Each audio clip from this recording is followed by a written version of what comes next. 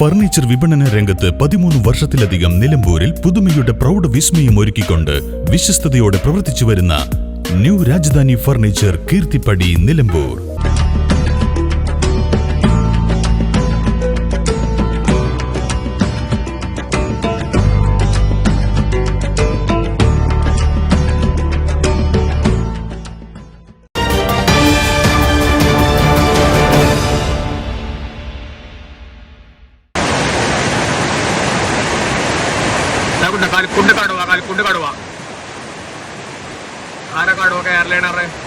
Karuvarakundu Anathanam estate മേഖലയിൽ കടുവ പുഴ കടന്നു പോകുന്നതായി തൊഴിലാളികൾ അറിയിച്ചു.